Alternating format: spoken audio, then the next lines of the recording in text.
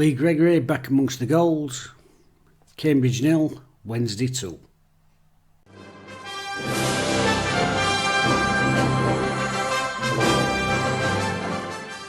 Surprised really that Gregory's got back on the score sheet. I said in last week's video that the way he was playing recently, you could see his form lifting up back to the sort of levels that we know he's capable of, and he's proved that yesterday with two brilliant finishes. A player of that quality, playing that well, it's only ever a matter of time before they start getting back amongst goals. Anyway, let's have a look at the game. Now, Cambridge weren't in the best of form, just the one win in the previous 6 matches. So on paper, a good time for Wednesday to face them, a good time to go down there. But as we know from history, last season especially, going away to traditionally smaller clubs who were in a poor run of form means absolutely nothing. If anything, it can help raise teams out of a bit of a slump because it's a big game and it can be a big occasion. So it was never going to be an absolute walkover of 5 or 6 or whatever. So Cambridge United played 3-5-2, the back three Williams, Taylor and Jones. Midfield, Tracy, Digby, Simper and Brophy. Nibs in a attacking midfield role, and Ironside and Smith up front. Wednesday continued with the back four. A 4-4-2 today, although sometimes like a 4-2-2 with Bannan and Windass tucked in. Back four was Palmer, Ahekwe, Hennigan and Johnson. Midfield, Windass, Backinson, Volks and Bannan, and Smith and Gregory up top.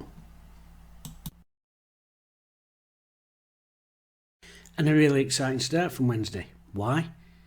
Because we did a new centre routine. Yeah, we've been doing the same centre for 47.5 years.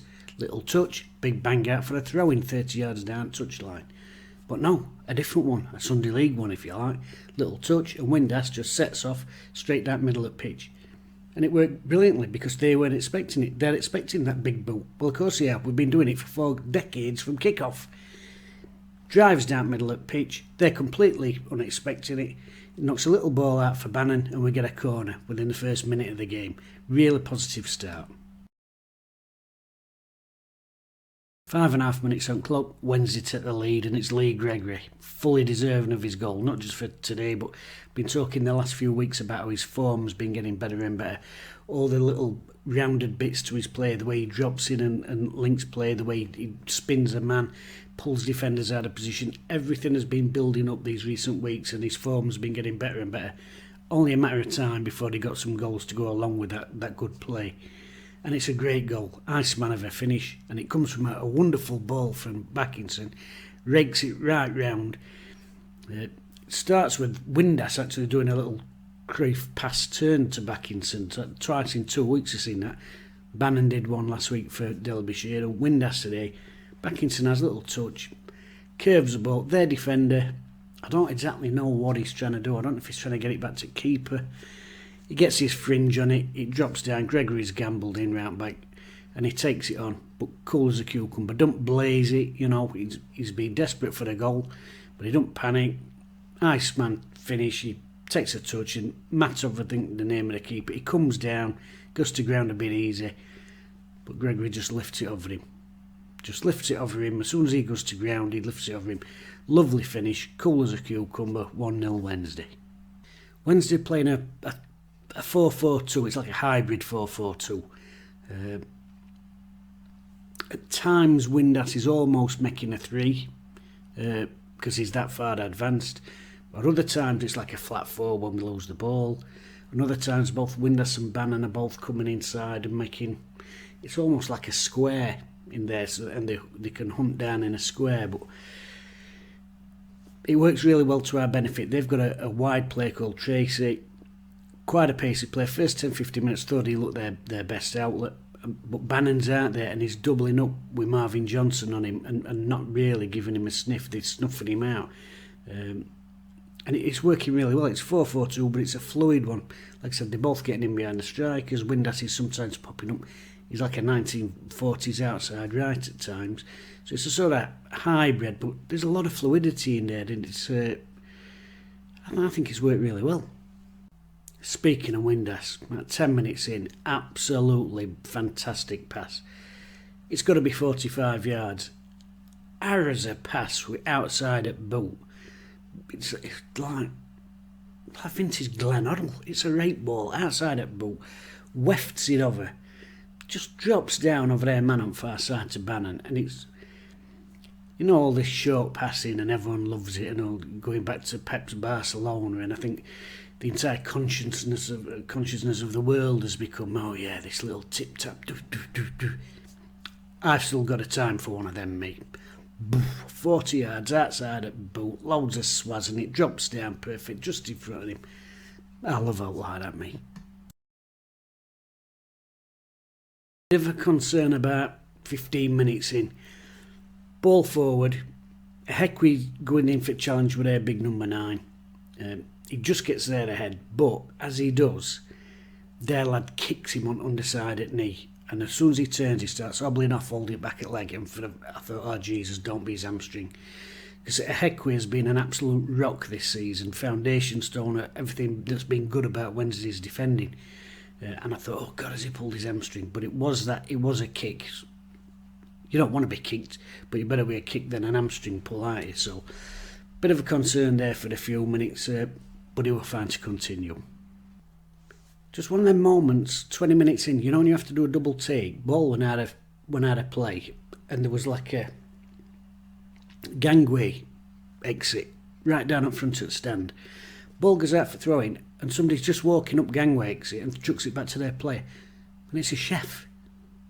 Watch it back. The chef comes on, tea towel over its shoulder, do you know what I mean, like a father making Sunday dinner. Just thought, what's going on there? 25 minutes, something like that, through ball, and Smith gets booked. He's got every right to go for it, and he's got to go for it. If he don't go for it, he gets a bollocking from his manager. It's there for him to go for.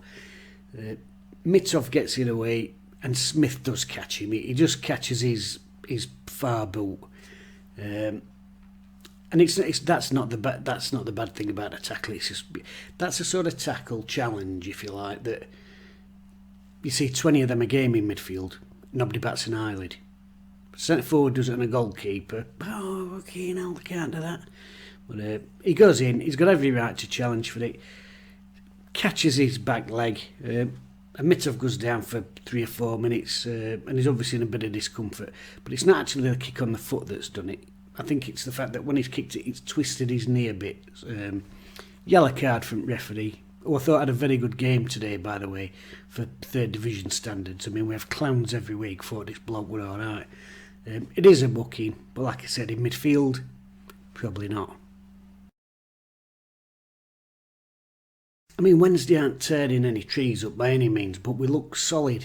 They don't really get the first chance till about 30 minutes on the clock. There's a ball down the right-hand side. Johnson's been forward. He's been done a little link with Bannan. Enigun goes out, just gets too tight. You know, he can be a yard off, can't he? So the lad turns into, but he's right tight up his arse. And if you're that tight up somebody's arse, really, you've got to be stepping in front of him and winning pass. But he's right tight up his arse, but he can't make the tackle. Gets spinned and gets in. And Stockdale's down smart, makes a really good save on near post. But you know, it's half an hour in, and that's their first real opportunity. Backinson seems to be enjoying himself. There's a lot of loose ball in middle at Park, you know, from both teams, but Backinson's just finding some nice little passes now and again, and one of them that he does, ball into Gregory. Gregory holds it, lays it back. He's pulled his man away from box with him, and because he's created that space, when he's dropped in, as soon as he gets it back to Backinson, there's that gap for Backinson to it. Puts Smith in, and forces a sharp save from Mitov, but it's not a great game, but there's these little moments, these little pockets of good football from Wednesday, and it might only be 1 or 2 touches, you know, in the move, but we are getting forward and doing some decent stuff right edge at box.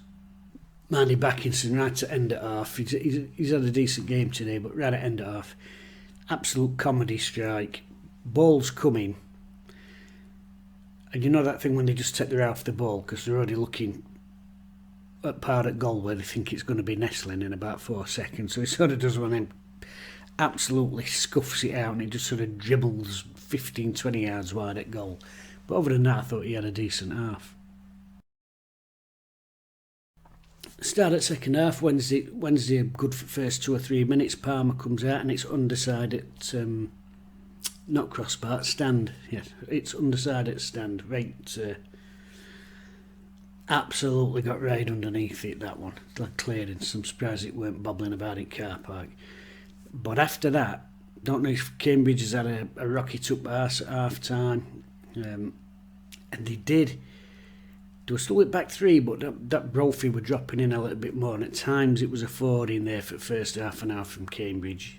He kept dropping deep to receive ball, and I would say for 15 minutes Cambridge had better at game. But this is where it was a good Wednesday performance, because although Cambridge 15-20 minutes into the second half had most at ball, didn't really do anything with it. In fact, I can't really remember Stockdale having a save to make, and one of the reasons for that is Wednesday looked really solid. Ennigan, my man of the match last week, resplendent once more in bandage this week right ahead, winning everything in air. Fantastic, love that. And away from home, especially when teams are going to be slinging it into the box, it's a big game. Fantastic, you've got to stand up and be countered defensively, and Heckway, Ennigan, absolute rocks today at the back. And I'm actually going to stick up for someone else today at the back. Marvin Johnson. Thought he had a very good game. Got forward a few times, but obviously he's got Bannan in front of him, so Bannan's doing most of the attacking play. But he stuck to the test today. He's not a defender, but he got a lot of good tackles in. And the one thing that always annoys me about fullbacks is when fullbacks don't get out and stop a cross. I'm always... In my book, it's like if you're doing a spot check thing, 10 things you want from players in certain positions. If you're a fullback, number one on my list is stop fucking crosses. He's done that today. He's got in, he's made a load of good blocks, 2 or 3 really good slide tackles, got his head on things, but the most important thing is he stopped a lot of crosses. So, right pleased for Marvin Johnson. I think he's had a very good game. They're slinging ball in box quite a lot actually, and like I said, Ennigan's an absolute monster, just heads ball for fun. Love him. Proper set half. Him and Heckway. I think I saw some stats after game that Ennigan won 9 out of his aerial challenges or whatever today. And I'm surprised it's not more than that. The Heckway's up there, but also Volks. He's had a good game, ratting about. These games away from home, tricky away games, you've got to have a player in there doing that job, getting around, getting a footing.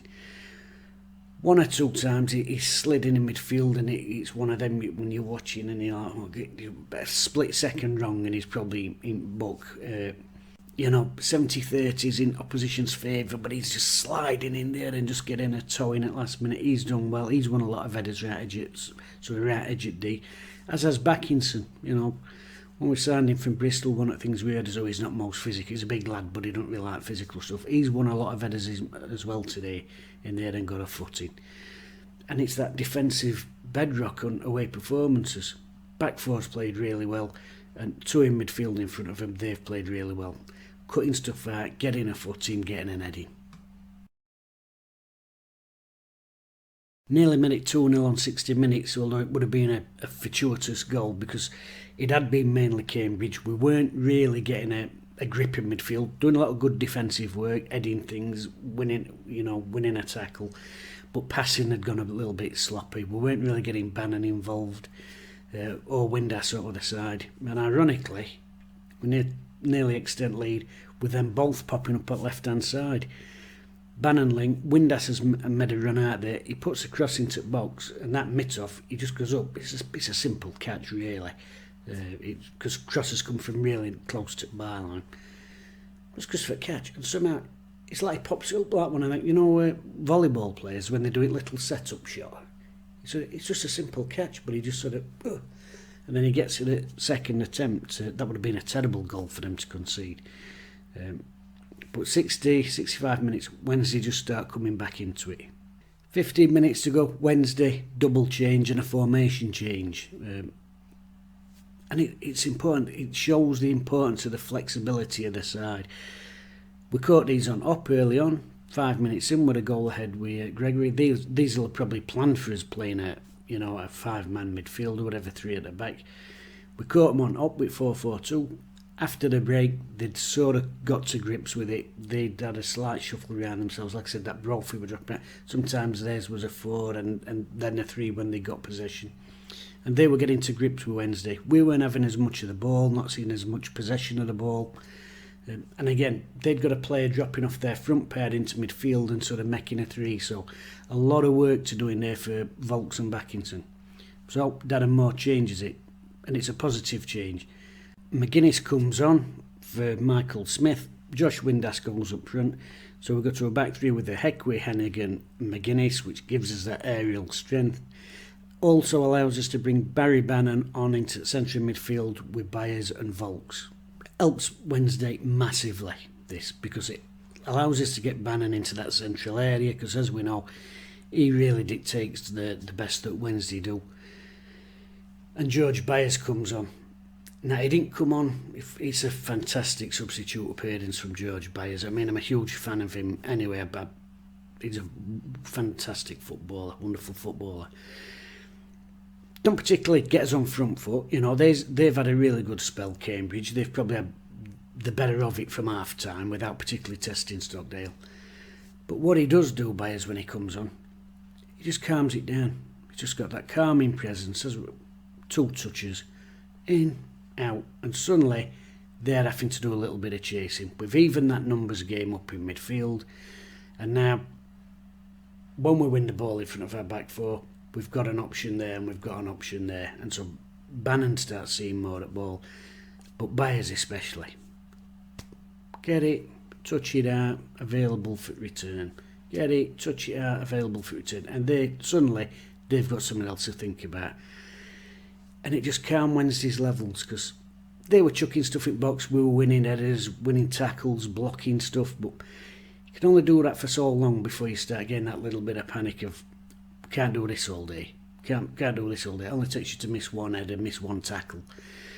But suddenly, Wednesday start squeezing the play further and further up the pitch by getting the ball back and just having these little 2-3 minute, you know, pockets of play where we've got the possession of the ball. And in fact, it's Byers and Volks, just with some simple football down inside right channel, that comes to Wednesday's second goal. The ball gets knocked out to Palmer, crosses it into the box, and Gregory, it's just a lovely finish. Made a good run, got in front of man, little side foot. I mean, their keeper actually don't, it's almost like he don't believe shots come in. As it goes into corner, he's just like, wonderful finish, great cross from Palmer, who again has had a good game. And it's them sub changes. You've got to give credit to the manager there. He's picked a team for a game. We've gone in the lead, caught them on the hop. They've come back into it. You know, the momentum does turn. You don't get your own way in football for 90 full minute. And then he's reacted to it. Right, let's change it around again. Let's give them something else to think about. So huge credit to the manager and huge credit to the players, because they've really stuck in. It weren't a pretty performance, but every one of them stuck to the task. Bannan, the skipper, big player in this division, probably best player in this division, captain of a huge club like this. Oh, you're going to have to play out on wing today. Some folks said, me on wing. He's gone out there, he's done a really good job. Him and Marvin Johnson down that left hand side done a really good job, and Bannon's really supported him defensively. Lads in middle, Backington, Volks, they've got through dirty work today in here. Windass has stretched up and down and across, he's really got through some work. And everybody in back 4. Headers, tackles, blocks. It's a really good away performance. Not the greatest football match in the world, and not the greatest football from Wednesday, although I would say that both goals were moments of quality from really good passes. But they stuck at it. 2-0, another clean sheet. I mean, is that 9 now for Stockdale? A good, solid, defensive away performance. And I'll take them all day. Take them all day. 2-0 away at Cambridge. As far as I'm concerned, that's a fantastic result. A fantastic result beating Cambridge. Yeah, 2-0. Clean sheet. 2 more goals in goal scored for him. That for me, that's a fantastic result. You can't go with this, oh, but they're a small club, and they've got a small stadium, we should be battering them. It don't work like that. If it did work like that, Ipswich Town, who once won the UEFA Cup, wouldn't have lost at home to Lincoln City, would they? It's 11 against 11 on day. It can happen. So go in there, Cambridge, 2-0. I'm right pleased with that. Speaking of Ipswich losing today, what's that done to the table? Plymouth still top. I think they won 4-1 today against MK Dons, something like that. Poor old MK Dons. Anyway, Ipswich, that defeat today keeps them on 30 points. Wednesday's win puts us up onto 29 points. It's like I said the other week, they're not going to win every week and all, you know. Plymouth and Ipswich, they're going to slip up at some stage, same as we did the other week. We've just got to keep winning our games and putting pressure on them. We're in a really, really good position here.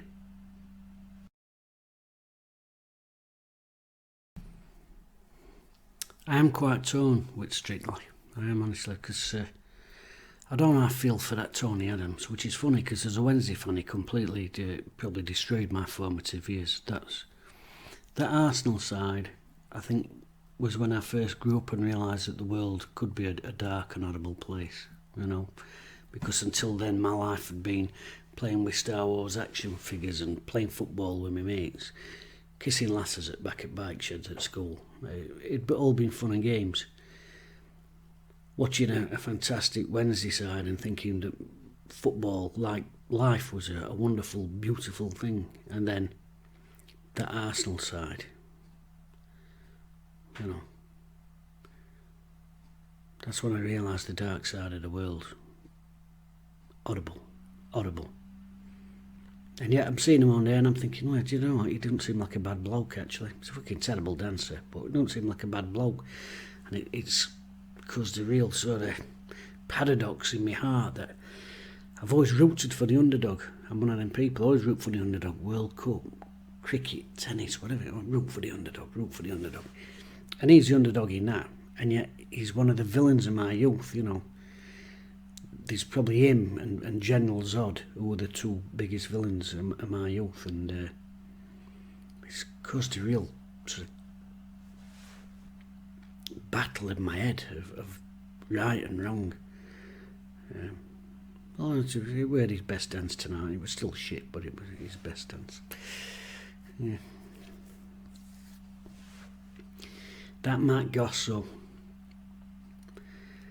Thought it was his best dance tonight. What I can't understand is, I thought the top half of his body were good. I thought that was best I've seen from his feet. And I'm always saying this as a layman. I'm no expert on Latin American dancers. Same way that I'm not an expert professional football manager. I just say what I see. And I thought his top half's good, his bottom half. So what's the problem? And it's that middle bit. He's got funny hips. He walks funny. A bit like, you know, when you always know you're going to get a shit referee because when they walk on pitch, they walk funny. As soon as referee walks down to them, I can look and go, he's going to be shit. Because some folks walk like they've never done any sport or they don't know how to run. And when they run and the feet are flaying out, whatever, you know they're going to be a shit ref.